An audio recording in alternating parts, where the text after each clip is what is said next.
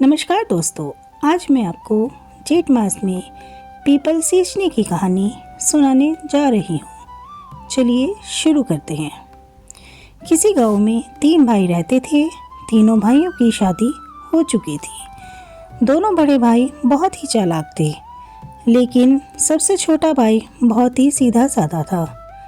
बड़े भाई सारा खेतों का काम अपने छोटे भाई से ही करवाते थे और खुद कुछ भी नहीं करते थे।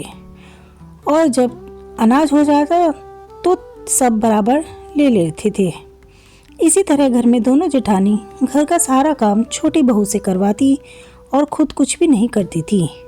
छोटी बहू घर का सारा काम करती, सबके लिए खाना पीना बनाती, लेकिन किसी से कुछ नहीं कहती थी। छोटी बहू बहुत ही धार्मिक थी। वह रोज पूजा पाठ किया करती थी। एक बार की बात है, एक बूढ़ी औरत उनके घर आई और कहा, मुझे बहुत भूख लगी है, कुछ खाने को दे दो। बड़ी बहू ने कहा, माँ जी, मैंने तो अपना खाना खा लिया है, अब मेरे पास खाना नहीं है, आप दूसरी बहू से ले लो। फिर बूढ़ी माँ दूसरी बहू से बोली, बेटी, मुझे बहुत भूख लगी है, मुझे कुछ खाने को दे दो। तब दूसरी बहू ने कहा, माँ जी, मैंने तो अभी अपना खाना अभी खाया है, अब खाना नहीं है, आप छोटी से जाकर खाना ले लो। तब बूढ़ी माँ छोटी बहू के पास गई और उससे खाना मांगा। तब छोटी बहू ने कहा, माँ जी, आप यहाँ बैठिए, मैंने अभी खाना नहीं खाया है, मैं अपना खाना आपको देती हूँ, आप खा लीजिए। बूढ़ी माँ ने खाना खा लिया और बहुत खुश हुई। फिर बूढ़ी माँ ने छोटी बहू से कहा, बेटी, कल से जेठ का महीना शुरू हो रहा है, अगर तुम अपने घर में अन्न धन का भंडार चाहती हो तो तुम कल से पीपल सींचो,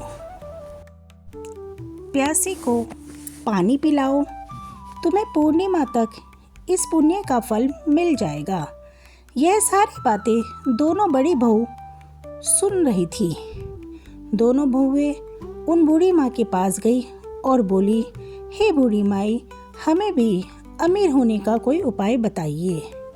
तब बूढ़ी माई ने कहा, बेटी, यह सबके लिए है, अगर तुम भी जेठ माह में पीपल सींचो, जल दान करोगी तो तुम्हें भी पूर्णिमा तक इस पुण्य का फल अवश्य मिलेगा।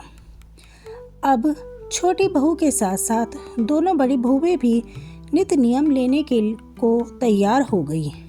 दूसरे दिन सुबह तीनों बहुएं नहा धोकर पीपल सींचने गई।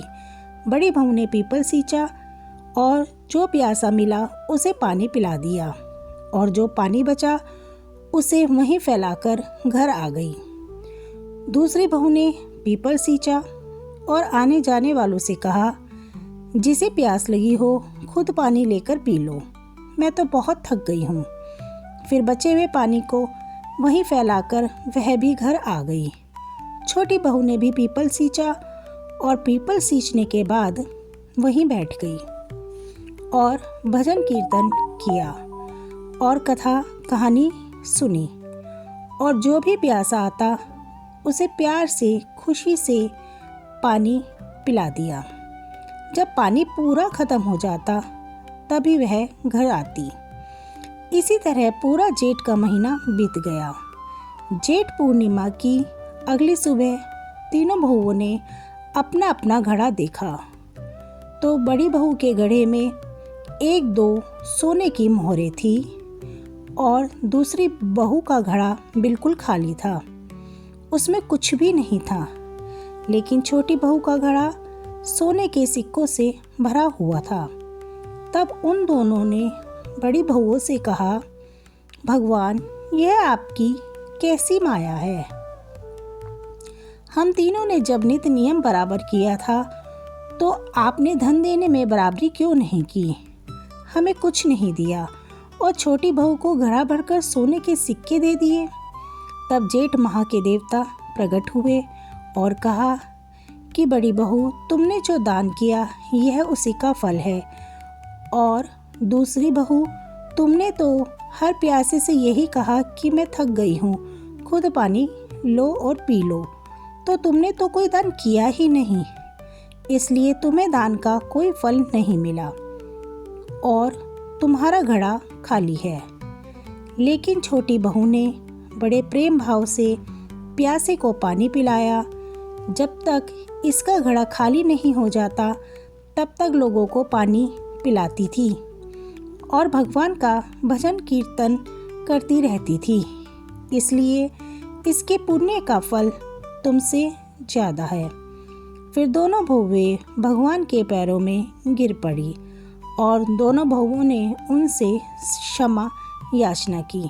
दोनों को पश्चाताप के आंसू देखकर भगवान को उन पर दया आ गई और भगवान ने उन्हें माफ़ कर दिया और उनके घड़े को भी सोने की मोहरों से भर दिया। फिर सभी लोग मिलकर प्रेम भाव से रहने लगे।